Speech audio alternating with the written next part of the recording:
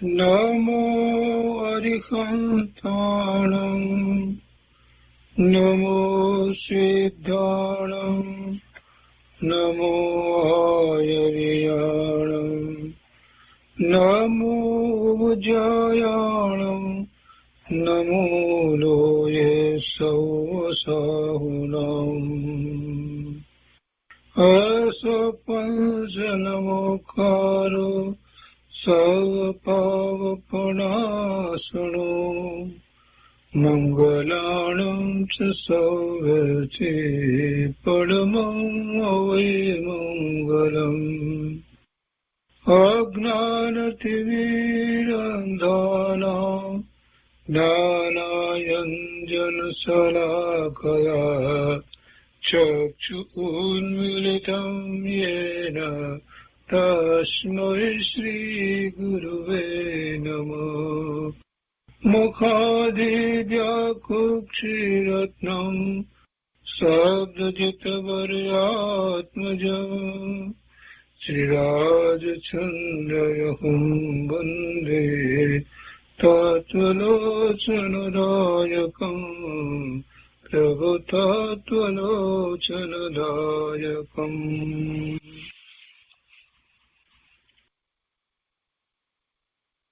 કૃપાળુદેવના વચનામૃતનો સ્વાધ્યાય. એમાં આપણે વર્ષ 24ના પત્રાંક સ્વાધ્યાય કરી રહ્યા છીએ. 266 સુધી સ્વાધ્યાય કર્યો છે. આજે 267 લઈએ છીએ. આપણને ત્યાં રાળજથી લખાયેલ છે. રાળજ ભાદ્રપદ સંવત 1947. તિથિ લખી નથી. અને અહીંયા પણ એમણે એક કાવ્ય લખ્યું છે, હરિગીત.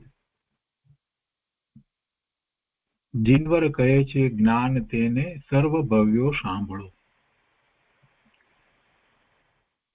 અને એની કુલ 8 ટ્રાંઝા લખી છે. એમાં થોડીક ક્યાંક બાકી રહ્યું છે છેલ્લી ટ્રાંઝામાં વચ્ચે, પણ મૂળ વાત એમાં આવી જાય છે.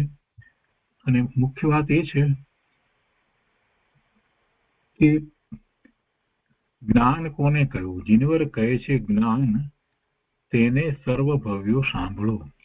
જ્ઞાનની મુખ્યતાથી વાત કરી છે. અને એ જ્ઞાન એ આત્માનો સ્વભાવ છે. અને એ પૂર્ણ જ્યારે પ્રગટ થાય છે તો કેવળ જ્ઞાન છે. કેવળ જ્ઞાન પ્રગટ કરવું તો કંઈક એકલું કંઈક જ્ઞાન પ્રગટ થાય છે એમ વાત નથી. એની સાથે અનંત જ્ઞાન, અનંત દર્શન, અનંત વીર્ય, અનંત સુખ બધું પ્રગટ થાય છે. અનંત ગુણ પૂર્ણ પ્રગટ થાય છે. અનંત ગુણ પૂર્ણપણે પ્રગટ થાય છે. એ આખો જે પ્રગટતાનો જે પુરુષાર્થ જે છે એમાં કઈ રીતે પ્રગટ થાય, શેનાથી પ્રગટ થાય, એ વિશે જુદા જુદા મતની અંદર જુદી જુદી વાત છે. એટલે કે પૂર્ણ દશા પ્રગટ થવાની માટે જુદી જુદી કલ્પનાઓ અન્ય મતમાં કરવામાં આવી છે, પણ એ બધી ખોટી છે. જીનેશ્વર ભગવાને જે વસ્તુ સ્વરૂપ પ્રકાશ્યું છે અને એમણે એ પોતે પ્રગટ કર્યું છે, એટલે એમના દ્વારા જે દિવ્ય ધનીમાં જે વાત આવી છે એ જ પરમ સત્ય છે. એટલે જીનેશ્વર ભગવાન કહે છે, એમ કહે છે કે જીનવર કહે છે જ્ઞાન તેને સર્વ ભવ્યો સાંભળો, બધા ભવ્યો સાંભળો. એટલે પહેલી વાત, ભવ્યો બધા સર્વ ભવ્યો સાંભળવાના બે અર્થ થાય છે. એક તો એવો અર્થ થાય છે કે જે અભવ્ય છે એ તો એવા પૂર્ણ જ્ઞાનની પ્રાપ્તિ કરી શકવાના જ નથી. એ તો જ્ઞાન ભાવે પરિણમતા નથી. એટલે આ જે વાત જે છે એ ભવ્ય જીવો માટે છે. એક વાત એ રીતે છે. અને બીજો અર્થ એનો એવો પણ થાય કે બધાને ભવ્ય તરીકે સંબોધ્યા છે. જે સાંભળવા આવ્યા છે અથવા તો જે સાંભળે છે, જેને સંબોધન કહેવામાં આવ્યું છે, એ બધાને એમ કહી દીધું કે તમે ભવ્ય છો, સાંભળો. અને આખો પુરુષાર્થ તો પોતે ભવ્ય છે એ રીતે જ થાય છે ને. કોઈ એમ શંકા કરે કે કોને ખબર આપણે ભવ્ય હોઈશું કે અભવ્ય, તો એ પુરુષાર્થ ક્યાંથી કરશે? એનો પુરુષાર્થ થઈ શકતો જ નથી. એવો તો વિકલ્પ અંદરમાં ન હોય કે આપણે ભવ્ય હોઈશું કે અભવ્ય હોય. તો પછી પુરુષાર્થ ક્યાંથી થવાનો છે? પુરુષાર્થમાં બળ ક્યાંથી આવે? એટલે ભવ્ય તરીકે જ આખો પુરુષાર્થ થાય છે. તો કે છે કે જીનવર કહે છે જ્ઞાન તેને સર્વભવ્યો સાંભળો. આ બધા 8 રાંધાની અંદર આ લીટી દરેકમાં આવે છે. તો એમાં પહેલા મતે છે કે જો હોય પૂર્વ ભણેલ નવ પણ જીવને જાણ્યો નહીં તો સર્વ તે અજ્ઞાન ભાખ્યું સાક્ષી છે આગમ અહીં. એ પૂર્વ સર્વે કયા વિશેષે જીવ કરવા નિર્મળો. જીનવર કહે છે જ્ઞાન તેને સર્વ ભવ્યો સાંભળો. એ છે કે નવ પૂર્વ ભણ્યો, જો હોય પૂર્વ ભણેલ નવ પૂર્વ સુધીનું જ્ઞાન થયું હોય, એટલે 12 અંગ અને 12મા અંગની અંદર પછી 14 પૂર્વ, એ 14 પૂર્વમાંથી 9 પૂર્વ સુધીનું જ્ઞાન થયું હોય, એટલે કેટલો બધો એનો અભ્યાસ હોય, કેટલી બધી સમજ હોય, પણ છતાંય એને જીવને જાણ્યો નહીં. એટલે પ્રશ્ન થાય કે આટલો બધો અભ્યાસ કરીને જીવને ન જાણ્યો એવું કેવી રીતે બને? 12 અંગનું જ્ઞાન કોઈ સામાન્ય વાત નથી. અત્યારે તો એમાંનો કેટલોય બધો ભાગ તો અત્યારે આપણને લુપ્ત થઈ ગયો છે, તેથી ઉપલબ્ધ પણ નથી. પણ એ જ્ઞાન, એટલું જ્ઞાન કરનાર જીવનો એવો ક્ષયોક્ષમ હોય, બધું હોય, અને એ રીતે એને જ્ઞાન કર્યું ન, એટલું ભણ્યો હોય, અને છતાંય એને આત્માને ન જાણ્યો હોય એમ બને? એમ તો કહે છે કે જો હોય પૂર્વ ભણેલ નવ પૂર્વ ભણ્યો હોય, પણ જો એને જીવને જાણ્યો ન હોય તો એને જ્ઞાન નથી. એનો અર્થ એ થયો કે જીવને એને જે જાણ્યો, શાસ્ત્ર દ્વારા જે જાણ્યો, એ માહિતી જ્ઞાન જ રહ્યું, એથી વિશેષ કાંઈ થયું નહીં. એના સંબંધીનું એને માહિતી જ્ઞાન બધું પ્રાપ્ત કર્યું, પણ જે જીવનું મૂળ સ્વરૂપ છે, જે જ્ઞાન સ્વરૂપ છે, આનંદ સ્વરૂપ છે, સુખ સ્વરૂપ છે, એવા અનંત ગુણના ભવન સ્વરૂપ જે જીવનું સ્વભાવ છે, એ સ્વભાવ ભાવે જ્યાં સુધી એ પરિણમે નહીં ત્યાં સુધી એ જીવને જાણે કેવી રીતે? વસ્તુને જાણવા માટે એના જે ગુણ હોય એ ગુણનો અનુભવ કરવો જોઈએ. એ વિના વસ્તુ જાણી શકાય નહીં. તો આત્મામાં રહેલા ગુણમાં મુખ્યતા શેની છે? જ્ઞાન, આનંદ, સુખ, શાંતિ, એ બધાની મુખ્યતા છે. તો એ તો બધો અનુભવનો વિષય છે, અને જ્યાં સુધી એ અનુભવે નહીં ત્યાં સુધી એ ખરેખર આત્માને જાણતો નથી, જીવને જાણતો નથી. અહીંયા જીવ કહો કે આત્મા કહો, તો કે છે કે ભલે 9 અંગ 12 અંગ અને 9 પૂર્વ સુધી ભણ્યો હોય, છતાં પણ જો એને જીવને જાણ્યો નહીં તો સર્વથી અજ્ઞાન ભાખ્યું સાક્ષી છે આગમ અહીં. અને તો પછી એ બધું અજ્ઞાન જ છે. અને એ વાત કૃપાળુદેવ કહે છે કે અમે ઘરની વાત નથી કરતા, એ વાત આગમમાં પણ એમ જ કરવામાં આવી છે. જે ભણ્યો છે એમાં પણ એ વાત આવી ગઈ કે અનુભવ સહિત આત્માને જાણવો જોઈએ. તમે 4માં એ વાત આવી ને કે અમે જો આ કહીએ છીએ એને તું પ્રમાણ કરજે. પ્રમાણ કરે તો કેવી રીતે પ્રમાણ કરે? અમે જે કહીએ છીએ એ અનુભવનો વિષય છે, તું અનુભવીને પ્રમાણ કરજે. એ તો વાત શાસ્ત્રમાં પણ આવી, એટલે એ આગમની અંદર પણ એમ વાત આવી જ ગઈ છે. સાક્ષી છે એટલે આગમ સાક્ષી છે કે જો જીવને નથી જાણ્યો તો જે બધું ભણ્યો તે બધું અજ્ઞાન છે, એમ આગમમાં જ કહ્યું છે. એટલે ભગવાનની વાણીમાં જે વાત એમ આવી છે, અને એમાંથી ગણધર ભગવાને જે રચના કરી છે, અને એમાંથી જ આચાર્ય ભગવાને જે શાસ્ત્રોની રચના કરી છે, એ બધામાં પણ એમ જ વાત આવી છે કે જ્યાં સુધી એને અનુભવ સહિત આત્માને જાણ્યો નથી ત્યાં સુધી એ અજ્ઞાની છે, જ્ઞાની નથી. એ બધું જે માહિતી જ્ઞાન એકત્રિત કર્યું, એને યાદ રાખ્યું, સ્મરણમાં રાખ્યું, આ બધું જ કર્યું, પણ એને જ્ઞાન ન કર્યું. અને પછી કહે છે કે એ પૂર્વ સર્વ કયા વિશેષે જીવ કરવા નિર્મળ. તો પછી એ ભણ્યો એનું શું? એને એમ થાય ને કે તો આટલું બધું હું ભણ્યો, 12 અંગ અને 9 પૂર્વ ભણ્યો, એ બધું શું નકામું? જો એને જ્ઞાન ના કહો તો કહે છે કે ના, એમ નકામું એમ નથી કહેવું, પણ એ બધા જે છે એ એટલા માટે કહેવામાં આવ્યા છે કે નિર્મળતા જીવને પોતાને વર્તમાન પર્યાયમાં નિર્મળતા પ્રગટ થાય એ માટે એમાં આખો માર્ગ બતાવવામાં આવ્યો છે. જીવ કરવા નિર્મળો એટલે જીવને નિર્મળ મળ રહિત કરવા માટે એમાં ઉપાય બતાવ્યા છે. એ ભણી જઈએ એમ નહીં, પણ એ ભણી અને એમાં જે પ્રયોજનભૂત તાત્પર્યભૂત વાત જે કહેવામાં આવી છે, પરમાર્થે પોતાના સ્વરૂપની અનુભૂતિ માટેનો જે માર્ગ દર્શાવવામાં આવ્યો છે, એ માટે એ શાસ્ત્રોની રચના થઈ છે. એ માટે એની રચના કરવામાં આવી છે અને એ એમણે અનુભવપૂર્વક એ બધી વાત એમાં રચી છે. રચના જેમણે કરી છે એમણે એ કંઈ ફક્ત ચર્ચાનો વિષય કે વાદ વિવાદનો વિષય કે માહિતી જ્ઞાનનો કે કોઈને પ્રભાવિત કરવા માટેનો વિષય નથી. એ પૂર્વ સર્વ કયા વિશેષે જીવ કરવા નિર્મળો. જીનવર કહે છે જ્ઞાન તેને સર્વ ભવ્યો સાંભળો. આગળ બીજી ગાથામાં કહે છે આગળ કે નહીં ગ્રંથમાં જ્ઞાન ભાખ્યું, જ્ઞાન નહીં કવિ ચાતુરી, નહીં મંત્ર તંત્રો જ્ઞાન દાખ્યા, જ્ઞાન નહીં ભાષા ઠરી, નહીં અન્ય સ્થાને જ્ઞાન ભાખ્યું, જ્ઞાન જ્ઞાનીમાં કળો. જ્ઞાનીમાં જ્ઞાન છે, આ ગ્રંથમાં જ્ઞાન કહ્યું નથી. ગ્રંથમાં તો એનું નિરૂપણ કરવામાં આવ્યું છે કે કેવી રીતે જ્ઞાનની પ્રાપ્તિ થાય, પુરુષાર્થ દર્શાવવામાં આવે છે. એટલે નહીં ગ્રંથમાં જ્ઞાન ભાખ્યું, અને જે કંઈ છે એ બધું માહિતી રૂપે છે. એ માહિતી રૂપે જ્ઞાન છે.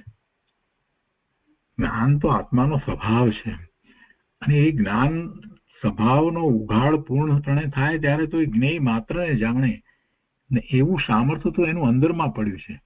અને એ સામર્થ્ય પ્રગટ કરવા માટે એને જે પુરુષાર્થ કરવાનો છે એમાં કે શાસ્ત્ર દ્વારા એ પુરુષાર્થ થાય એમ નહીં કે ઘણા શાસ્ત્રો વાંચ્યા ને એનું એ બધું યાદ રહ્યું એટલે એ જ્ઞેયોને બરાબર જાણે છે. ના, એવો કોઈ અર્થ નથી થતો. અહીંયા તો જ્ઞાન એટલે જ્ઞેય માત્રને જાણે તે જ્ઞાન. તો જ્ઞેય તો ભવિષ્યકાળમાં જે પર્યાયો જે થવાની છે એ બધા પણ જ્ઞેય છે. ભૂતકાળમાં થઈ ગયા અત્યારે નથી એ બધા પણ જ્ઞેય છે, અને વર્તમાનમાં પણ જે છે તે બધા પણ જ્ઞેય છે.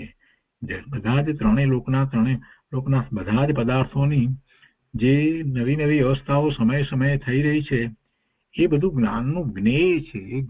એટલે એ બધા જ્ઞેયોને જાણે એવું જ્ઞાનનું સામર્થ્ય છે. અને એ જ્ઞાનનું સામર્થ્ય કઈ શાસ્ત્રોના અભ્યાસથી આવે નહીં. ભવિષ્યમાં જે પર્યાયો થવાની છે બધી જ પર્યાયો, ભૂતકાળમાં થઈ ગયેલી બધી પર્યાયો અને બધા ત્રણ લોકના બધા પદાર્થોની બધાની પર્યાયો, બધી પર્યાયો એક સમયમાં યુગપત જાણે એવું જ્ઞાનનું સામર્થ્ય છે. એ કઈ શાસ્ત્ર વાંચવાથી ન પ્રગટ થાય, એ તો એનો જ્ઞાન સ્વભાવ છે. એટલે કહે છે કે ગ્રંથમાં નથી એ જ્ઞાન. જે જ્ઞાનની અમે વાત કરીએ છીએ ગ્રંથમાં નથી. નહીં ગ્રંથમાં એ જ્ઞાન ભાખ્યું, જ્ઞાન નહીં કવિ ચાતુરી. કવિની ચતુરાઈ પૂર્વક કે એવી રીતે પણ નથી, કેમ કે એવા કાવ્યો બધા લખવામાં આવે કે એવી રચનાઓ બધી કરવામાં આવી તો એમાં કોઈ એ રીતે પણ નથી. કે પછી એ મંત્ર તંત્ર દ્વારા પણ કઈ એવું જ્ઞાન પ્રાપ્ત થતું નથી, એમાં પણ જ્ઞાન નથી. અને પછી એ ભાષા પણ એ કઈ જ્ઞાન નથી. ભાષા તો ભાષા વર્ગના પરમાણુની પર્યાય છે. અને એ ભાષા ના અનેક પ્રકાર છે, એ બધું આપણે ભણી ગયા છીએ. એમાં જીનેશ્વર ભગવાનને કેવળ જ્ઞાન થયા પછીથી સર્વજ્ઞ પરમાત્માને જે ઓમકાર ધ્વનિ જે નીકળે છે એ ભાષા, એકાક્ષરી ભાષા જે છે એ દ્વારા જ્ઞાન પ્રકાશ થાય છે. એટલે કે જીવો પોતાનો જ્ઞાન સ્વભાવ છે માટે એને સાંભળી અને પોતે પોતાના જ્ઞાન સ્વભાવે પરિણમી જાય છે. એટલે જીવોને એ નિમિત્ત કારણ થાય છે.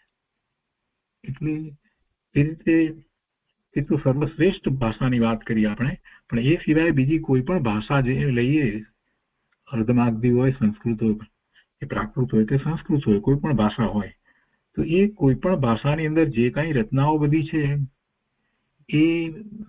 એ કઈ જ્ઞાન નથી, એ માહિતી છે. એટલે કોઈ ભાષા છે એ પણ જ્ઞાનનું કારણ નથી.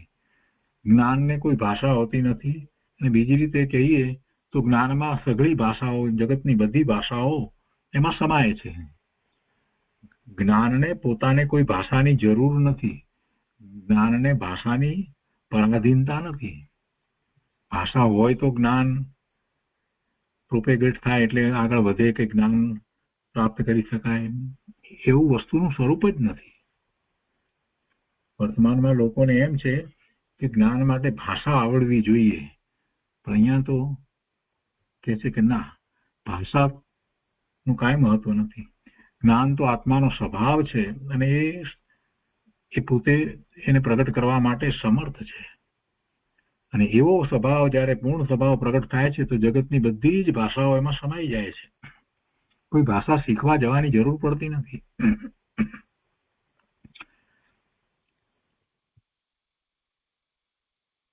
તો અહીંયા એ કહે છે કે નહીં ગ્રંથમાં જ્ઞાન બાક્યું, જ્ઞાન નહીં કવિ ચાતુરી, નહીં મંત્ર તંત્રો જ્ઞાન દાખ્યા, જ્ઞાન નહીં ભાષા ઠરી, નહીં અન્ય સ્થાને જ્ઞાન ભાખ્યું, જ્ઞાન જ્ઞાનીમાં કળો. બીજે કોઈ સ્થાને જ્ઞાન કહેવાયું જ નથી. જ્ઞાન તો ક્યાં કહેવાયું છે? તો જ્ઞાન તો જ્ઞાનીને વિશે છે. જ્ઞાન તો જ્ઞાનીને વિશે છે, બીજે ક્યાંય જ્ઞાન છે નહીં. આ કોમ્પ્યુટરમાં જ્ઞાન હોય નહીં, જળમાં જ્ઞાન ક્યાંથી? જ્ઞાન તો જ્ઞાનીને વિશે છે. જ્ઞાન જીવનો સ્વભાવ છે, પણ એ સ્વભાવને જેણે પ્રગટ કર્યો છે એ જ્ઞાની છે. તો જ્ઞાનીમાં જ્ઞાન છે, તો જ્ઞાનીને વિશે જ્ઞાન જુઓ, એ જ્ઞાન છે. જેને આત્માનું જ્ઞાન છે, આત્માનું ભાન થયું છે, અનુભૂતિ થઈ છે, એવા જ્ઞાની, એ જ્ઞાનીમાં તમે જ્ઞાન જુઓ. બીજે જ્ઞાન માટે ફાંફા મારો એનો કાંઈ અર્થ નથી. ત્યાંથી જ્ઞાનની પ્રાપ્તિ નહીં થાય. જ્ઞાની મહાપુરુષની નિશ્રામાં જતા એમને જ્ઞાન થયું છે, માટે એમની આજ્ઞામાં આમન્યામાં રહી અને એમને અનુસરીને એવું જ્ઞાન પોતે પ્રગટ કરી શકે છે, કેમ કે જીવનો જ્ઞાન સ્વભાવ છે. જીનવર કહે છે જ્ઞાન તેને સર્વભવ્યો સાંભળો. પછી ત્રીજી પંક્તિમાં કહે છે આગળ કે આ જીવ ને આ દેહ એવો ભેદ જો ભાષ્યો નહીં, પચખાણ કીધા ત્યાં સુધી મોક્ષાર્થ તે ભાખ્યા નહીં. એ પાંચમે અંગે કયો ઉપદેશ કેવળ નિર્મળો, જીનવર કહે છે જ્ઞાન તેને સર્વભવ્યો સાંભળો. કે જીવ અને આ દેહ એનો ભેદ જો ખ્યાલમાં આવ્યો નથી, એ ભેદ ભાષ્યો નથી. આત્મા આ શરીરથી જુદો છે, દેહથી જુદો છે, એવું ભેદ જ્ઞાન થયું નથી.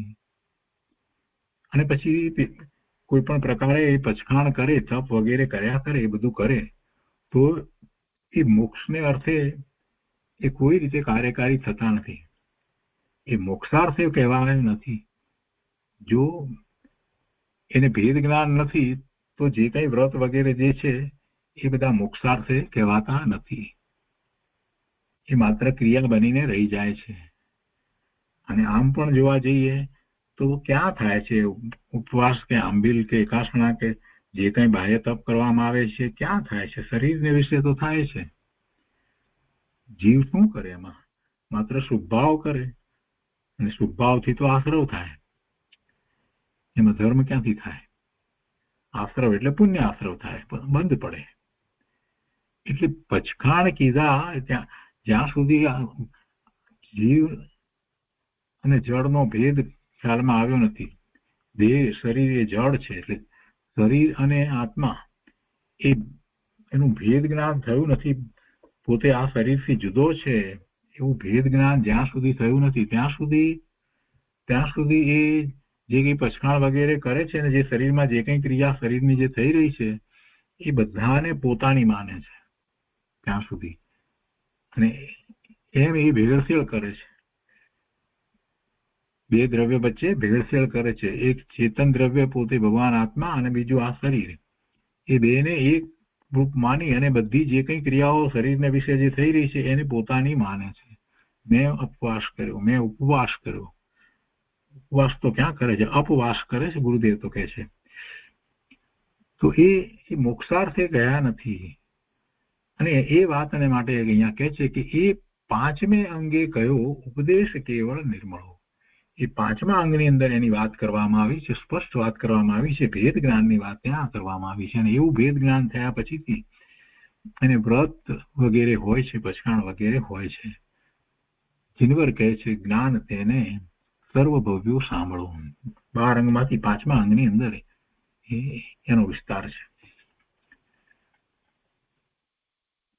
એ પછીથી આગળ કે છે ચોથામાં, એમાં લીટી ઓછી લખાઈ છે, દરેકમાં 4 લીટી છે, તો અહીંયા ફક્ત 1.5 લીટી જ લખાઈ આવી છે. બાકી રહી ગયું છે, કંઈક પ્રાપ્ત નહીં થયું હોય કંઈક, અથવા તો એ પાનું ફાટી ગયું હશે એટલે અહીંયા નહીં મળ્યું હોય સંકલન કરવા વાળાને. તો કે છે કે કેવળ નહીં બ્રહ્મચર્યથી, પછી છોડી દીધું છે આગળ, અને પછી આગળ લીટીમાં કહે છે કે કેવળ નહીં સંયમ થકી પણ જ્ઞાન કેવળથી કરો. કેવળ નહીં બ્રહ્મચર્યથી, તે બ્રહ્મચર્યની વાત કરી તો એની સાથે આપણે સમજી શકીએ છીએ કે એ બ્રહ્મચર્યથી પણ નહીં, ને બીજા બાકીના જે 4 વ્રત જે છે એટલે 5 મહાવ્રતમાં એ બધાની વાત એમાં આગળ આવી જાય. એ બધાથી પણ નથી, અને બીજા એવા અનુષ્ઠાન વગેરેથી પણ નથી. એ બધાથી પણ કેવળ નહીં, સંયમથી પણ નહીં. કેવળ નહીં સંયમ થકી પણ જ્ઞાન કેવળથી કરો. એટલે અહીંયા કેવળ એટલે કેવળ જ્ઞાન. કેવળ જ્ઞાન એ બ્રહ્મચર્ય વગેરેથી પણ નથી થતું, અને એવા બાહ્ય સંયમ જે છે એ સંયમથી પણ થતું નથી. પછી અહીંયા કેવળ પછી લીધું છે પણ જ્ઞાન કેવળથી કરો. એટલે અહીંયા કેવળ એટલે ફક્ત, એનો અર્થ અહીંયા એ રીતે થાય એટલે કે જ્ઞાન માત્રથી તમે કેવળ જ્ઞાનને જાણો સમજો, એનાથી જ પ્રાપ્ત થાય છે. જ્ઞાનથી જ કેવળ જ્ઞાન પ્રાપ્ત થાય છે. એટલે પોતાનો જ્ઞાન સ્વભાવ એનાથી જ કેવળ જ્ઞાન પ્રગટ થાય છે. બાકી કોઈ આ વ્રત વગેરેથી કે સંયમથી બાહ્યમાં એ બધાથી કેવળ જ્ઞાન પ્રગટ થતું નથી. એ કેવળ જ્ઞાન છે તે જ જ્ઞાન છે, એ જ્ઞાનનો પૂર્ણ ઉઘાડ છે. તો એ જ્ઞાન દ્વારા જ એ કેવળ જ્ઞાન થવું એ તો અવસ્થા થઈ, પૂર્ણ દશા થઈ. એ પૂર્ણ દશા છે, દશા એટલે અવસ્થા થઈ છે. તો એવી અવસ્થા થાય છે. શેનાથી થાય છે? તો કે પોતાના જ્ઞાન સ્વભાવથી થાય છે. બીજી રીતે કોઈ અનુષ્ઠાન ક્રિયા વગેરેથી કે વ્રતથી કે મહાવ્રત પાળવાથી કે એનાથી થતું નથી. જીનવર કહે છે જ્ઞાન તેને સર્વભવ્યો સાંભળો. પછી આગળ 5મું છે, શાસ્ત્રો વિશેષ સહિત પણ જો જાણ્યું નિજ રૂપને, કા તેઓ આશ્રય કરજો ભાવથી સાચા મને, તો જ્ઞાન તેને ભાખ્યું જો સંમતિ આદિ સ્થળો. જો 4 ગાથા સુધી જે નથી એની વાત કરી, અને હવે એમાં ઉપદેશ આપે છે. અહીંયા કેવી રીતે કરવું, શું કરજો એ ઉપાય બતાવ્યો છે, પુરુષાર્થ અહીંયા બતાવ્યો છે. એ છે કે શાસ્ત્રો વિશેષ સહિત પણ જો જાણ્યું નિજ રૂપને, શાસ્ત્રોનો અભ્યાસ કરીને પણ, વિશેષપણે અભ્યાસ કરીને બધા પડખેથી વસ્તુ સ્વરૂપને સમજીને, અનેકાંત દ્વારા અનેક નય દ્વારા વસ્તુ સ્વરૂપને શાસ્ત્રોમાંથી જેમ કહેવાયું છે તે રીતે સમજી, અને પછી જો પોતાના સ્વરૂપને જાણે એટલે અનુભવે, એમાં જે રીતે કહેવાયું છે એ પ્રમાણે જો જાણ્યું નિજ રૂપને, કા તેવો આશ્રય કરજો, અથવા તો તેવો આશ્રય કર્યો નિજ રૂપનો, પોતાના શુદ્ધ સ્વરૂપનો, જેવો શાસ્ત્રમાં આ સ્વરૂપ કહેવામાં આવ્યું છે, વર્ણન કરવામાં આવ્યું છે, એવું પોતાનું સ્વરૂપ છે એવો નિર્ણય કરી અને એનો આશ્રય કરજો એમ કે છે. કા તેવો આશ્રય કરજો. જો કર્યો હોય તો જાણ્યું હોય નિજ રૂપને, પણ નિજ રૂપને કદાચ ન જાણ્યું હોય તો પણ તેવો આશ્રય કરજો હોય એવા રૂપનો. એટલે એવો નિર્ણય કરી અને એવા સ્વરૂપનો આશ્રય કરજો. ભાવથી સાચા મને, સાચા ભાવથી મને, કોઈ પણ જાતના નિદાન વગર, કોઈ પણ જાતની બીજી અપેક્ષા, ઈચ્છા, આકાંક્ષા એના વિના એનો આશ્રય કરજો. તો જ્ઞાન તેને ભાખ્યું જો સંમતિ આદિ સ્થળો. તો તેને જ્ઞાન પ્રાપ્ત થશે, એને જ્ઞાન પ્રાપ્ત થાય છે. અને એ વાત ક્યાં મળે છે?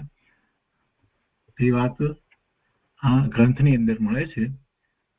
સંમતિ તર્ક નામનો ગ્રંથ છે, એમાં એ વાત મળે છે. શ્રી સિદ્ધસેન દિવાકર સુરી રચિત સંમતિ તર્ક, તો કે એમાં જે વાત લખી છે એ પ્રમાણે એ કીધું છે. એટલે જો સંમતિ આદિ સ્થળો, જ્ઞાન તેને ભાખ્યું જો સંમતિ આદિ સ્થળો, જીનવર કહે છે જ્ઞાન તેને સર્વભવ્યો સાંભળો. એ 5 થઈ. અને પછી છઠ્ઠી પંક્તિઓ છે કે 8 સમિતિ જાણીએ જો જ્ઞાનીના પરમાર્થથી, તો જ્ઞાન ભાખ્યું તે અને અનુસાર તે મોક્ષાર્થથી. નિજ કલ્પનાથી કોટી શાસ્ત્રો માત્ર મનનો આમળો, જીનવર કહે છે જ્ઞાન તેને સર્વભવ્યો સાંભળો. પછી કહે છે કે 8 સમિતિ, એટલે 5 સમિતિ અને 3 ગુપ્તી, એમ 8. 5 સમિતિ અને 3 ગુપ્તી, એમ 8 ને જાણીએ જો. કેવી રીતે જાણીએ? તો કે જ્ઞાનીના પરમાર્થથી. જ્ઞાનીએ જે પરમાર્થ જે સમિતિ જે એનું પાલન કરે છે તે રીતે, માત્ર બાહ્ય આચારની જેમ નહીં, પરંતુ નિશ્ચયથી સમિતિના સ્વરૂપને, જ્ઞાની તો નિશ્ચયથી એના સ્વરૂપને સમજી અને એનું આચરણ કરે છે નિશ્ચયથી. તો એ રીતે 5 સમિતિ અને 3 ગુપ્તી, જેમ જ્ઞાની એ પરમાર્થથી પોતે એ પાળી છે અથવા તો એ રીતે પ્રવર્તે છે, તો એવી રીતે તમે પણ જો 5 સમિતિ અને 3 ગુપ્તી અનુસાર પ્રવર્તો, તો તમને જ્ઞાન થાય. તો જ્ઞાન ભાખ્યું તેને અનુસાર તે મોક્ષાર્થીથી. એટલે જે જ્ઞાની જે મોક્ષાર્થી છે એમના અનુસાર તમે એ સમિતિ અને ગુપ્તી ને આરાધો તો જ્ઞાન થાય. પણ કહે છે કે નિજ કલ્પનાથી કોટી શાસ્ત્રો માત્ર મનનો આમળો. પણ પોતાની કલ્પનાથી ગમે તેટલા શાસ્ત્રો વાંચી અને પછી એમાંથી સમથી એ પ્રમાણે પોતે સમિતિ અને ગુપ્તીના અર્થ કાઢે, તો એ તો બધા એ મનની કલ્પનાઓ છે, મનના અભિમાન છે, મને ખ્યાલ છે, આવડે છે એવા અભિમાન છે, મનનો આમળો. જીનવર કહે છે જ્ઞાન તેને સર્વભવ્યો સાંભળો. કૃપાળુદેવ હંમેશા એ વાત કરે છે કે ભાઈ જ્ઞાની ની નિશ્રામાં ને જ્ઞાની જે કહે છે એ રીતે આખો ધર્મ છે. શાસ્ત્ર આપણે વાંચીને મતિ કલ્પના એના અર્થ કરી અને પછી પુરુષાર્થ કરી એમ નથી. એવું ધર્મનું સ્વરૂપ નથી. એમ મોક્ષ માર્ગ નથી. મોક્ષ માર્ગ શાસ્ત્રમાં આપ્યો છે, પણ એનો મર્મ જ્ઞાની જેને અનુભવ છે એ જ સમજાવી શકે છે અને એ પ્રમાણે આખો પુરુષાર્થ થાય છે. સમિતિ હોય, ગુપ્તી હોય, નિર્વિકલ્પ ધ્યાનનો પુરુષાર્થ હોય, જે બધી વાત જે કહેવામાં આવી છે એ જ્ઞાનીઓએ પોતે અનુભવ સહિત એ વાત જે રીતે કરી છે તે રીતે આખો પુરુષાર્થ થાય. પોતાની મતિ કલ્પના એમ નથી થતું. શાસ્ત્રમાં તો બધી વાત આવી હોય અને એક અપેક્ષાથી વાત સમજાવવામાં આવી હોય, વિધિ નિષેધપૂર્વક બધું જ કહેવામાં આવ્યું હોય, પણ એને કોણ સમજે છે? જ્ઞાની એના પરમાર્થને સમજ્યા છે. તો જ્ઞાની જે રીતે કરે છે એ રીતે થવું જોઈએ. એમની આજ્ઞામાં, એમની નિશ્રામાં રહી અને એ રીતે થાય. પુરુષાર્થ એમ થાય છે. જ્ઞાની, સમ્યક દ્રષ્ટિ ધર્મી, જેમને આત્માનો અનુભવ છે એ જ્ઞાની છે. નહીં તો પછી પોતાની કલ્પનાથી જે કંઈ કરે એમાં તો પછી મનમાં અભિમાન થાય કે અમે બરાબર કરીએ છીએ, બધું અમે બધી આરાધના કરીએ છીએ ને અમે આમ કરીએ છીએ. જીનવર કહે છે જ્ઞાન તેને સર્વભવ્યો સાંભળો. પછી 7 માં કહે છે કે 4 વેદ પુરાણ આદિ શાસ્ત્ર સૌ મિથ્યાત્વના, શ્રી નંદી સૂત્રે ભાખિયા છે વેદ જ્યાં સિદ્ધાંતના. પણ જ્ઞાનીને તે જ્ઞાન ભાષા એ જ ઠેકાણે ઠરો. જીનવર કહે છે જ્ઞાન તેને સર્વભવ્યો સાંભળો. જો હવે બીજી પણ વાત સાથે કરી દીધી. કદાચ તમે એમ કે એવા જ્ઞાની માનની પાસે જવાનો વિચાર કરતા તો જ્ઞાની ક્યાં છે? 4 વેદ અને પુરાણ ને એ બધા શાસ્ત્રો જે ભણ્યા છે એ બધા ભણનારા જે છે એ કઈ જ્ઞાની નથી, કેમ કે એ શાસ્ત્રો જ મિથ્યાત્વના છે. ચાર વેદ પુરાણ આદિ શાસ્ત્ર સૌ મિથ્યાત્વના છે. એટલે એ ભણ્યા હોય એને એમાં પારંગત હોય તો કઈ એ જ્ઞાની નથી, અને એ શાસ્ત્રોનો તમે અભ્યાસ કરો એ પણ નહીં. બે વાત સાથે કહી દીધી. ચાર વેદ પુરાણ આદિ શાસ્ત્ર સૌ મિથ્યાત્વના, એટલે કે એમાંથી મુક્તિનો માર્ગ પ્રાપ્ત થાય નહીં. એની રચના કરનારાઓ એ મોક્ષ માર્ગમાં હતા જ નહીં. એની રચના કરી છે એ મોક્ષ માર્ગમાં હતા નહીં. જો એ મોક્ષ માર્ગમાં હોત, કોઈ આપણને સામો પ્રશ્ન કરે કે તમે કેવી રીતે કહી શકો કે મોક્ષ માર્ગમાં હતા નહીં, તો એનું સમાધાન એ રીતે છે કે જો એ મોક્ષ માર્ગમાં હોત તો એ કાળમાં પણ તીર્થંકર ભગવાન કેવળી પરમાત્મા બિરાજતા હતા, અને એ કાળની અંદર પણ જીન પ્રતિમા, જીન મંદિર આ બધું હતું, તો એ ત્યાં ગયા હોત. જો એમને ખરેખર સમ્યક દર્શન પ્રાપ્ત થયું હોય એ બધાને, તો પછી એમને જીનેશ્વર ભગવાન પ્રત્યે અહોભાવ આયા વિના રહે નહીં. અને સાક્ષાત હોય તો ત્યાં જાય, અને ન હોય તો છેવટે જીન મંદિરમાં જાય. અને એવા જ્ઞાની પુરુષો જે છે એમના સત્સંગમાં સમાગમમાં પણ આવે, પણ એવું તો કાંઈ થયું જ નથી. એટલે એની રચના કરનારાઓ ખરેખર જ્ઞાની ન હતા. એટલે એ જે રચનાઓ થઈ છે એ ભગવાનની વાણીમાંથી નથી થઈ. ક્યારેક કોઈક વાત ભગવાનની વાણીમાંથી એમને સાંભળી લીધી હોય, પછી બધું મતિ કલ્પનાએ લખ્યું છે, બધું કલ્પિત લખ્યું છે. એટલે એ બધા વેદ પુરાણ વગેરે જે શાસ્ત્રો જે છે એ તો મિથ્યાત્વના શાસ્ત્રો છે. તો સત્ય ક્યાં છે? તો પાછું કહે છે કે શ્રી નંદી સૂત્રે બાકીયા છે ભેદ જ્યાં સિદ્ધાંતના. નંદી સૂત્ર ની અંદર ભેદ બધા કરવામાં આવે છે. જીનાગમ ચાર મૂળ સૂત્રમાં ત્રીજું સળંગ સૂત્ર છે, તેમાં અધ્યયન નથી. 700 શ્લોક પ્રમાણ મૂળ પાઠ છે. 5 જ્ઞાન 14 પ્રકારના શ્લોકાનું વર્ણન છે. આ બધું જે છે નંદી સૂત્ર છે મોટું. એમાં એ બધા સિદ્ધાંત વગેરેની બધી વાત એમાં કરવામાં આવી છે. પણ જ્ઞાનીને તે જ્ઞાન ભાષા, એ જે વાત કરવામાં આવી છે એ બધું પણ જે છે તે જ્ઞાનીને પ્રાપ્ત થયું છે. અને એ જે ઠેકાણે ઠરો, જેમ જેને જ્ઞાન થયું છે એવા જ્ઞાની એ શાસ્ત્રોના અર્થ કરી અને એમાં જે ઠર્યા છે એને જ માન્ય કરીને, એની જ શ્રદ્ધા કરી અને આખો મોક્ષ માર્ગનો પુરુષાર્થ કરી રહ્યા છે. તો એમ જ કરવું, એ જ ઠેકાણે ઠરો. બીજા અન્ય શાસ્ત્રોમાં વગેરેમાં ન જાઓ. અત્યારે તો વર્તમાનમાં ખૂબ ચાલ્યું છે જૈનો સર્વધર્મ સમાનની શિબિરો કરે છે, પોતાને જૈન કેવડાવે છે. અરે ભાઈ, તું જૈન કેવડાવે તારી જાતને પાછો સર્વધર્મ સમાન માને છે, તો તું જૈન ક્યાંનો? જૈન તો રહ્યો જ નહીં. અને એ શિબિરો પાછા એ જૈનો કરે છે. એટલે આશ્ચર્ય તો એ વાતનું થાય છે. બીજાઓ એવી શિબિર કરતા હોય ને જૈનોને બોલાવતા હોય એ વાત ઠીક છે, સમજાય. પરંતુ આ તો જૈનો ઓર્ગેનાઇઝ કરે એમ કે સર્વધર્મ સમાજની શિબિર કરો. જૈનામાંથી બધી પ્રવૃત્તિઓ થાય છે અમેરિકામાં. બહુ આશ્ચર્ય થાય એવી વાત છે.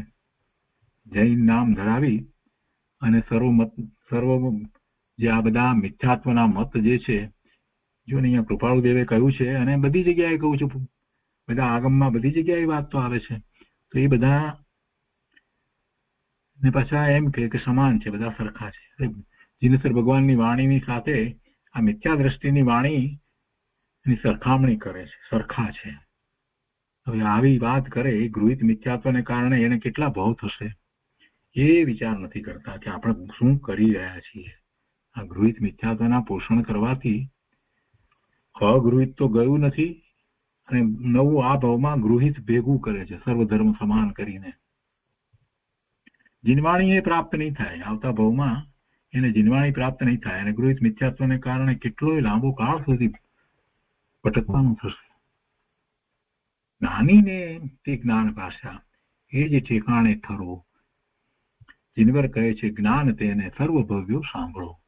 એ 7 અને 8માની અંદર પણ અધૂરું રહ્યું છે, પણ એનો ભાવ આપણને સમજાય એવો છે. છેલ્લો વ્રત નહીં પછખાણ નહીં, નહીં ત્યાગ વસ્તુ કોઈનો, મહાપદ્મ તીર્થંકર થશે શ્રેણીક ઠાણંગ જોઈ લો. ઠાણંગ જે છે ત્રીજું અંગ છે. ઠાણંગ મને ખ્યાલ છે અહીંયા એ ત્રીજું અંગ કહેવામાં આવ્યું છે.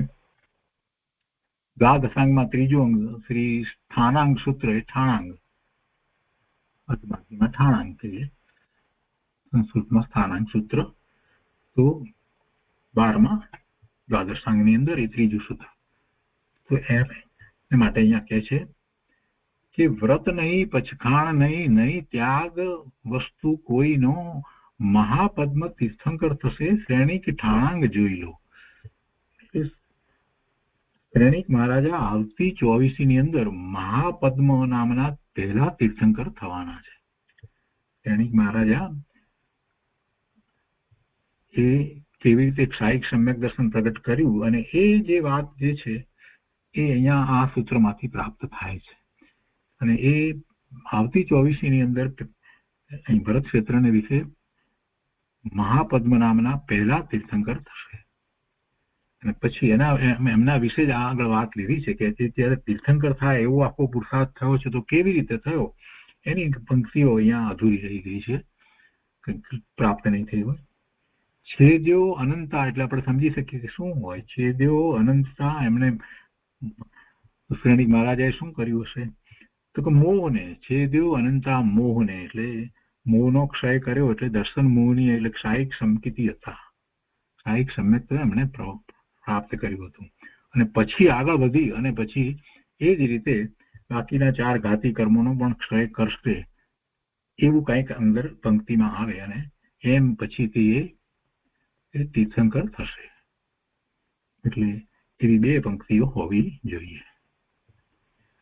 તો આ રીતે આપણે આ કાવ્યનો સામાન્ય ટૂંકો અર્થ કર્યો છે. હવે એ પછીથી 268 પત્રાંક 268 રાળજ ભાદ્રપદ, અહીંયા પણ તિથિ નથી લખી, સંવત 1947. ઓમ અહીંયા ઉપર પહેલા જે લખ્યું છે એ બીજી ભાષાની અંદર લખ્યું છે, પણ એના નીચે અર્થ લખ્યા છે તે ગુજરાતીમાં લખ્યા છે. બીજી ભાષામાં લખ્યું છે, હિબ્રુ કે કોઈ એવી ભાષામાં લખ્યું છે. હૃદય જીસ સાદી ઈસરો એ પ્રશ્ન કર્યો છે અને પછી એની સામે જવાબ આપ્યો છે. આત્રલનાયદી સ્લિયત ફુલુસોથયા યાદી. બીજો પ્રશ્ન કર્યો છે આથે જીસ જશે થ્રા અને એનો ઉત્તર કર્યો છે જશે થ્રા. ત્રીજો છે થેપે ફ્યાર ખેય અને એનો ઉત્તર આપ્યો છે હદ ગુલુદી. એના ગુજરાતી અહીંયા નીચે આપ્યા છે, આપણે લઈએ. કૃપાળુ દેવને એવી લબ્ધિ હતી, કેટલી બધી ભાષાઓ જે છે એ કે એનો અભ્યાસ એમણે નહોતો કર્યો પણ કુદરતી રીતે એમને એ આવડતી હતી. ને એ ગમે તે ભાષાની અંદર તમે શબ્દોને આડાવાળા મૂકી દીધા હોય અને પછી આપો તો પણ એને સરખા કરી શકતા. અને એમણે જે અવધાન પ્રયોગ કર્યા એ અવધાનની અંદર એવું એમણે કરી બતાવ્યું હતું. બીજી બધી ભાષાઓના એવા કેટલાય લોકોએ આડાવાળા શબ્દો મૂકી દીધા હતા, તે બધાને સરખા ગોઠવી અને એમાંથી જે વાત નીકળતી હતી એ એમને સ્પષ્ટ કરી દીધી. એટલે એમને એવો એક પ્રકારે એવી લબ્ધિ હતી. કૃપાળુદેવને ઘણી લબ્ધિ હતી. મુખ સામુદ્રિકનું એમને જ્ઞાન કઈ એવી રીતે નહોતું કે એનો અભ્યાસ કર્યો, એને અભ્યાસ કરીને મુખ સામુદ્રિકનો અભ્યાસ કરી અને જ્યોતિષ શાસ્ત્રની જેમ મુખ સામુદ્રિક એટલે મુખ જોઈ અને એના ઉપરથી કેટલીક વસ્તુ કહી શકાય. પણ કૃપાળુદેવને સહજ હતું, મુખ જોઈને એની કોઈ પણ વ્યક્તિની જન્મ તારીખ કહી શકતા, જન્મતિથિ જન્મ તારીખ કહી શકતા, ઘણું બધું હતું એમને.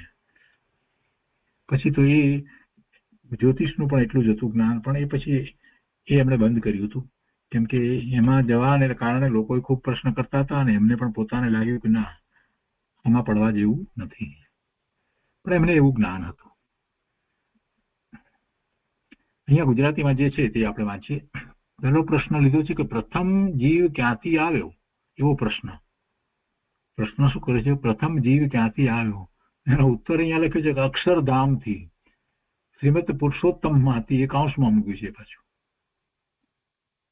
હા જરાક વાત આપણે બેસાડવી પડે કે કૃપાળુદેવે આવું લખ્યું હોય તો કેમ લખ્યું અક્ષરધામથી. અક્ષરધામ તો સ્વામિનારાયણની અંદર અક્ષરધામની વાત આવે એવી રીતે તો એ અક્ષરધામનો અર્થ એમના અંતરમાં શું છે, ક્યાંથી, એટલે પ્રથમ જીવ ક્યાંથી આવ્યો અક્ષરધામથી, તો અક્ષરધામમાં ક્યાં હોય ને કેવી રીતે હોય એ બધું એમના અંતરમાં શું હશે એ તો સ્પષ્ટ જ હશે. કહેવાનો આશય એટલો જ હશે કે પેલાને સમજાવવા માટે એ રીતે કહેવામાં આવ્યું હોય, પેલાને સમજાવવા માટે, કેમ કે પેલો એ ભાષા સમજતો હોય ને, અનાર્યને અનાર્યની ભાષામાં સમજાવવું પડે, અનાર્યને અનાર્યની ભાષામાં સમજાવવું પડે, એ તો સમજી ન શકે. એટલે અપેક્ષાથી અહીંયા ઉપર જે લખ્યું છે એનું આ રીતે ગુજરાતી લીધું હોય અક્ષરધામથી.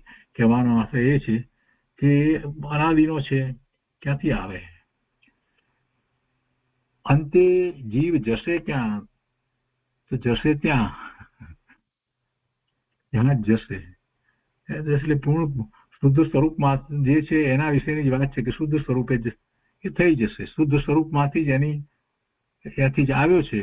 અક્ષરધામનો અર્થ કદાચ એવો લીધો હશે અને શુદ્ધ સ્વરૂપે જશે. ક્યાં જવાનો તો આપણે શુદ્ધ શિલાની ઉપર લોકાગ્રહ જશે એ બધી વાત જે કરીએ છીએ, પણ છેવટે તો જાય છે ક્યાં, પોતે ક્યાં જાય છે, તો પોતે પોતાની પૂર્ણ શુદ્ધતા પ્રગટ કરે છે, પોતે પોતામાં જ રહે છે, બીજે ક્યાં જાય. જ્યાંથી એ અનાદિથી એવો શુદ્ધ સ્વરૂપે હતો ત્યાં ને ત્યાં શુદ્ધ સ્વરૂપે જે રહી જાય છે. ફેર કેટલો પડ્યો કે અનાદિથી સ્વરૂપે તો શુદ્ધ હતો, પણ સાથે જે મલિનતા હતી એ મલિનતા ચાલી ગઈ અને હવે શુદ્ધ સ્વરૂપે રહ્યો. જેવું દ્રવ્ય શુદ્ધ છે એવી પર્યાય પણ શુદ્ધ થઈ, એમ થશે અંતે જીવનું એમ થશે. અને તેને પમાય કેમ, તેવી દશાને કેવી રીતે પ્રાપ્ત કરી શકાય, તો કે સદગુરુથી. સદગુરુ માર્ગ બતાવે તો એવી રીતે એ દશા પ્રાપ્ત થઈ શકે. અને પછી લખે છે અહીંયા કે છેવટનો ખુલાસો એ છે કે હવે એમાંથી જે જે પ્રશ્ન ઉઠે તે વિચારો એટલે ઉત્તર નીકળશે, અથવા અમને પૂછી જ જાઓ એટલે ખુલાસો કરી આપશો. અને ખુલાસો કરી આપવાની વાત લખીને પછી પાછું કૌંસમાં લખ્યું છે કે ઈશ્વર ઈચ્છા હશે તો. એટલે કૃપાળુદેવ એનો ખુલાસો આપણને કરે એવું બનવાનું હોય તો બને, નહીતર ન બને. કૃપાળુદેવ ત્યાં જેમને પ્રશ્નો થયા છે ત્યાં આવવું, અથવા તો એમને પત્ર દ્વારા માર્ગદર્શન આપવું, આ બધું થવું હોય તો થાય. કેમ કે કૃપાળુદેવની અંતરંગ દશા એ વખતે એવી હતી 24મા વર્ષની અંદર કે બીજું કાંઈ કરવું ગમતું ન હતું, અને ધર્મ પ્રભાવનાનો અંદરમાંથી ખૂબ ભાવ હોવા છતાં પણ જ્યાં સુધી એમ કે મુનિ દશા એવી ન થાય ત્યાં સુધી એ કરવું નહીં, એમ એમને અંતરમાંથી આવતું હતું. તો એ રીતે આ 268 પૂરો થયો. એ પછી પત્રાંક 269 છે, એ સુભાગભાઈ પ્રત્યે લખાયો છે. અને વવાણિયાથી કૃપાળુદેવે લખ્યો છે. વવાણિયા ભાદ્રપદ વદી ત્રીજ સોમવાર સંવંત 1947. સુભાગભાઈ પ્રત્યે લખે છે કે ઈશ્વરે ઈચ્છા હશે તો પ્રવૃત્તિ થશે, ઈશ્વરે ઈચ્છા હશે તો પ્રવૃત્તિ થશે, અને તેને સુખદાયક માની લઈશું. પણ મન મેલાપી સત્સંગ વિના કાલક્ષેપ થવો દુર્લભ છે. સત્સંગ ઈચ્છતા હતા ને કૃપાળુદેવ, પણ એમનો સત્સંગ ઈચ્છતા હતા સુભાગભાઈનો, અને સુભાગભાઈ તો વારંવાર એ માટે જ આગ્રહ કરતા હતા.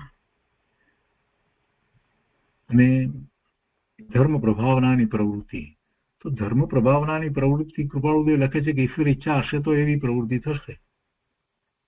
એમના થકી બીજા જીવો બુঝે એવી બધી પ્રવૃત્તિ, તો કે ઈશ્વર ઈચ્છા હશે તો થશે. ઈશ્વર ઈચ્છા હશે તો થશે એનો અર્થ શું, આપણે ઘણી વાર વાત કરી છે, ફરીથી આજે યાદ કરીએ કે સર્વજ્ઞ પરમાત્માના જ્ઞાનમાં જેમ આવ્યું હશે એમ થશે. ઈશ્વર ઈચ્છાનો અર્થ કે ઈશ્વર ત્યાં બેઠા બેઠા ઈચ્છા કરે એવી વાત નથી હોતી, એવો કોઈ અર્થ હોય નહીં. પણ સર્વજ્ઞના જ્ઞાનમાં આવ્યું છે એ પ્રમાણે થશે. આ તો સર્વજ્ઞના જ્ઞાન નો સ્વીકાર છે. બીજી રીતે કહીએ તો આમાં તો જરાક વધારે વિચાર કરીએ તો આમાંથી તો ક્રમબદ્ધ પર્યાયની વાત નીકળે છે કે જેમ થવાનું છે તેમ જ થવાનું છે. ભગવાનના જ્ઞાનમાં વાત આવી જ ગઈ છે, આપણને ન ખબર હોય એટલે શું થઈ જાય. એથી એટલે કઈ બીજું જુદી રીતે થવાનું છે એમ નથી, થવાનું છે એ નક્કી છે. એટલે સર્વજ્ઞના જ્ઞાનમાં જેમ આવ્યું હશે એ પ્રમાણે થશે, એ પ્રમાણે પ્રવૃત્તિ થશે અને તેને સુખદાયક માની લઈશું. પછી એમાં જે હશે તે અમને સુખદાયક માની લઈશું. પણ બીજી વાત લખે છે કે પણ મન મેલાપી સત્સંગ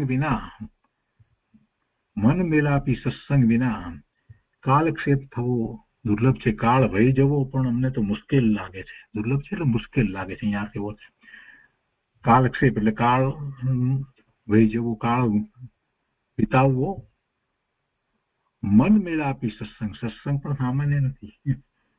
એટલે મન મેળાપી સત્સંગ તો સામે જે હોય જેની સાથે સત્સંગ થાય એ પણ એવા જ હોય. એટલે સુભાગભાઈ માટે એ વાત લખી છે કે પણ મન મેળાપી સત્સંગ વિના કાલક્ષેપ થવો દુર્લભ છે. મોક્ષથી અમને સંતની ચરણ સમીપતા બહુ વહાલી છે. મોક્ષ કરતા પણ અમને તો સંતની ચરણ સમીપતા બહુ વહાલી છે. એમના ચરણમાં રહેવું, એમના શરણમાં રહેવું, એમની નિશ્રામાં રહેવું, એમના સંગમાં રહેવું, એમની આજ્ઞામાં રહેવું, એમ ચરણ સમીપતા બહુ વહાલી છે. એટલે ક્યારે મોક્ષ થાય ક્યારે મુક્તિ થાય એવો કોઈ વિકલ્પ જ નથી. સત્પુરુષ શોધી અને એમની નિશ્રામાં બેસી જાય એવી વાત તો કૃપાળુદેવે વારંવાર કરી છે, પણ પોતાની પણ એવી જ ભાવના છે કે સંતની ચરણ સમીપતા અમને બહુ વહાલી છે. એટલે જે જ્ઞાની પોતાના સ્વરૂપમાં વારંવાર જાય છે તેની નિશ્રા જ અમને તો વહાલી છે. અને એ વહાલી છે એટલે કે એ જ પ્રમાણે અમારે પ્રવર્તન કરવું છે એમ. બીજું તો શું એમાં વહાલું હોય? કઈ એમાં કોઈ રાગની વાત નથી. એવા જ્ઞાની મહાપુરુષ પ્રત્યે કોઈ જાતનો રાગ એવી વાત નથી. પણ એ જે રીતે પ્રવર્તી રહ્યા છે એવું અમને પ્રવર્તવું છે. એવી રુચિ છે, એવી ખૂબ અત્યંત રુચિ છે. પછી કહે છે કે પણ તે હરિની ઈચ્છા આગળ દીન છે. અહીંયા પણ પાછું એ જ, જેવી હરિની ઈચ્છા હશે તે પ્રમાણે થશે. હરિની ઈચ્છા આગળ દીન છીએ. ફરી ફરી આપની સ્મૃતિ થાય છે. એમ કરી અને અહીંયા પત્ર પૂરો કરે છે. પછી એમાં નીચે કાંઈ લખ્યું નથી. એ પછી 270મો છે. એ કોઈ ઉપર લખાયો છે એવું નથી, કોઈની ઉપર લખાયો એ સ્પષ્ટ નથી, પણ એમાં બહુ સુંદર માર્ગદર્શન આપ્યું છે કૃપાળુદેવે. ભવાણિયા ભાદરવા ચોથ ભૌમ મંગળવાર સંવત 1947. ઓમ સત. ઓમ સત. જો લખવા બેઠા છે ત્યારે અંતરમાં એવા ભાવ ચાલી રહ્યા છે એટલે પહેલું જ ઓમ સત લખ્યું. સત શું છે? સતનો અર્થ એ થાય છે અસ્તિત્વ. જે ત્રિકાળ જે છે એ સત કહેવાય. અસ્તિત્વ જે ક્યારેય નાશ પામતું નથી, જેમાં કોઈ ફેરફાર થતો નથી, એવું જે છે તે સત છે. તો એ સત જીવનું શુદ્ધ સ્વરૂપ છે તે સત છે. એ અસ્તિત્વ છે, એનું હોવાપણું છે. સતનો અર્થ આપણે હોવાપણું કરીએ છીએ ને, અસ્તિત્વ એવું, તો એનું હોવાપણું છે, શુદ્ધ સ્વરૂપનું હોવાપણું છે. ઓમ જ્યારે કહે છે ત્યારે ઓમમાં તો પંચ પરમેષ્ટિ ને નમસ્કારનો ભાવ આવી જાય છે.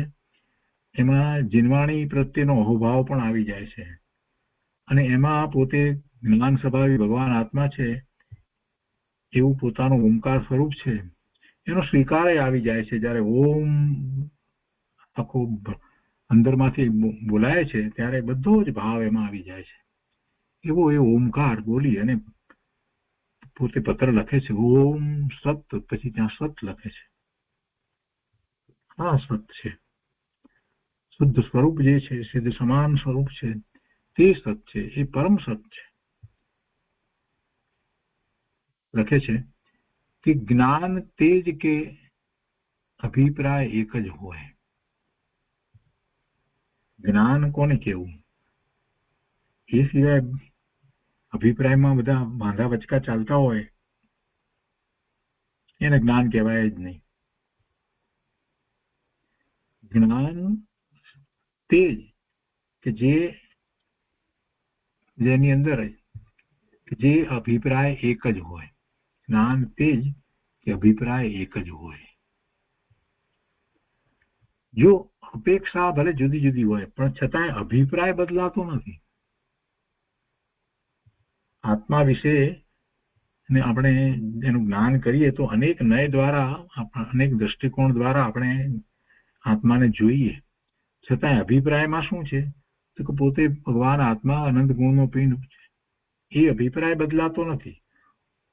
કોઈ પણ નય એ અભિપ્રાયને દુભાવતો નથી કે કોઈ પણ નય દ્વારા આ અભિપ્રાય દુભાતો નથી. અભિપ્રાય શું છે? પોતે સિદ્ધ સમાન શુદ્ધ પૂર્ણ પવિત્ર ભગવાન આત્મા છે, અનંત ગુણનો પિંડ, સંખ્યાત પ્રદેશી. આ બધી વાત ગમે તે નયથી આપણે આત્માને જોઈએ, વિચારીએ તો પણ એને વાંધો ના આવે. એ અભિપ્રાયમાં કોઈ ફેર પડે નહીં. એ જ્ઞાન એટલે કે એ પછી દરેક જુદા જુદા નય દ્વારા કરીએ તો પણ એમાં એ અભિપ્રાય બદલાય નહીં, તો એને જ્ઞાન કહેવાય. પણ જો એમાં ફેરફાર આવે તો એ જ્ઞાન કહેવાય નહીં. વિરોધાભાસ આવે તો જ્ઞાન કહેવાય નહીં. ભગવાનની વાણી વિરોધાભાસ રહિત હોય, એમાં કોઈ વિરોધાભાસ આવે જ નહીં. અનેક નય દ્વારા વસ્તુ સ્વરૂપને અનેક રીતે પ્રકાશવામાં આવે, છતાં ત્યાં વિરોધાભાસ ના આવે. કેમ કે એ અનેકાંતમય વાણી છે, ત્યાદ મુદ્રિત વાણી છે, ત્યાદવાદ મુદ્રિત વાણી છે. જ્ઞાની પુરુષોની વાણી પણ એવી જ હોય. પરસ્પર વિરોધ આવે એવા એમના વચન હોય નહીં. એક જગ્યાએ આમ કે બીજી જગ્યાએ બીજું કે એમ ન હોય. હા, કોઈ અપેક્ષાથી વાત જુદી રીતે વાત આવે પણ એની સાથે અપેક્ષા સમજાવે, એ અપેક્ષાની વાત આવી જાય અને એને જ જ્ઞાન કહેવાય. કે છે જ્ઞાન તેજ કે અભિપ્રાય એક જ હોય. થોડો અથવા ઘણો પ્રકાશ, પણ પ્રકાશ એક જ. જો પ્રકાશ ઓછો હોય વધારે હોય પણ છેવટે તો પ્રકાશ પ્રકાશ જ છે, પ્રકાશ એક જ. એવી રીતે જ્ઞાનની વાત છે. થોડું પણ જે છે તે જ્ઞાન હોય, એમાં વિપરીતતા ન હોય. જીનેશ્વર ભગવાને વસ્તુ સ્વરૂપ જેવું પ્રકાશ્યું છે એના કરતા કોઈ રીતે એમાં વિપરીતતા હોય એમ બને નહીં. એના કરતા જુદું હોય એમ ન હોય, કલ્પિત હોય એવું ન હોય, તો જ એને જ્ઞાન કહેવાય. જે જ્ઞાન આત્મસાત કરી અને સ્વભાવ તરફ લઈ જાય એ જ્ઞાન કહેવાય. જે જ્ઞાનને આત્મસાત કરતા, જે માહિતી રૂપે છે તેને પણ સમજી સ્વીકારી આત્મસાત કરતા સ્વભાવ તરફ જઈ શકાય તો એ જ્ઞાન. અને પછી બીજી લીટીમાં કહે છે કે શાસ્ત્ર આદિકના જ્ઞાનથી નિવેડો નથી પણ અનુભવ જ્ઞાનથી નિવેડો છે. શાસ્ત્ર આદિકના જ્ઞાનથી નિવેડો નથી એમ કહીને સમજાવવું એ છે કે ભાઈ તું શાસ્ત્રનું જ્ઞાન ભલે કરવાની ના નથી, એમાંથી તું માર્ગને પ્રાપ્ત કર, આ પણ એનાથી એ માહિતી રૂપે છે, એટલે એનાથી તને મોક્ષ ન થાય, મુક્તિ ન થાય. એ માહિતી છે, એ ઇન્ફોર્મેશન છે, એ રીત બતાવી છે, પણ પ્રયોગ તો બાકી રહ્યો. તમને રેસીપી આપી દઈએ એટલે વાનગી ન બને, વાનગી બનાવવી પડે. તો રેસીપી લખેલી આપી અથવા તો કોઈ બોલી ગયું, પણ વાનગી તો બનાવવી પડે. કોઈ પણ પ્રક્રિયા માટે ના સ્ટેપ આપણને સમજાવી દેવામાં આવે, કોઈ પણ એક્સરસાઇઝ માટેના, તો એ સ્ટેપ વાંચવાથી એક્સરસાઇઝ નથી થઈ જતી. એ તો સ્ટેપ કયા સાચા સ્ટેપ બતાવ્યા, આ રીતે કરવું. એવી રીતે એન્જિનિયરિંગની બુક હોય કે મેડિકલની બુક હોય, એ બધી વાંચી જઈએ એટલે કાંઈ કોઈની સારવાર થઈ જાય એમ થતું નથી. એ તો માહિતી છે. એન્જિનિયરિંગની બધી માહિતી મેળવીએ એટલે એ પ્રોડક્ટ થઈ જાય એમ બનતું નથી, એ તો પછી કરવું પડે. એટલે એવી રીતે આખી વાત છે. શાસ્ત્ર જે છે એ ભગવાનની વાણી છે અને એ આપણને મોક્ષ માર્ગમાં પ્રવર્તવા માટેનો આખો પુરુષાર્થ સ્પષ્ટ બતાવનાર છે. એના વિના ન ચાલે, એના વિના કઈ ચાલે નહીં. મતિ કલ્પના એ કોઈ પોતે પ્રયોગ કરે તો કઈ થાય નહીં, એટલે એ પણ જરૂરી છે.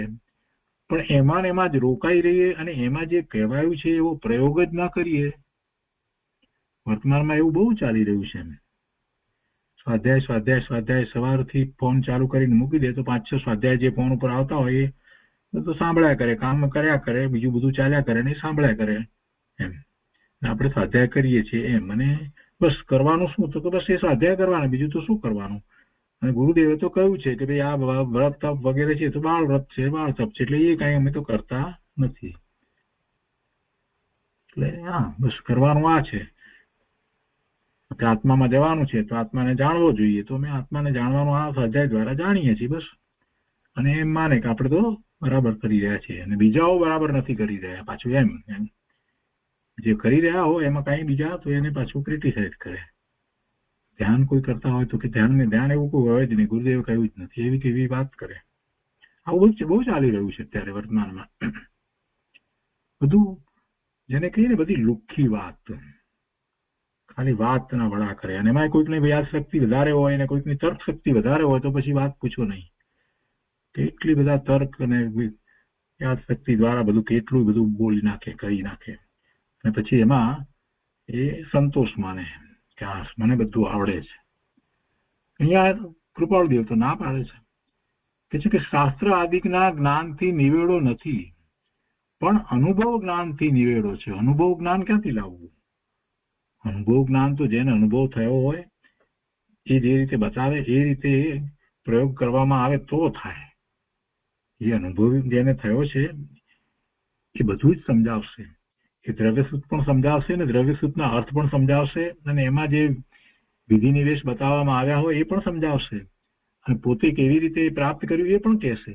અને એમ એની નિશ્રામાં રહી અને પ્રયોગ કરવામાં આવે તો સફળતા મળે.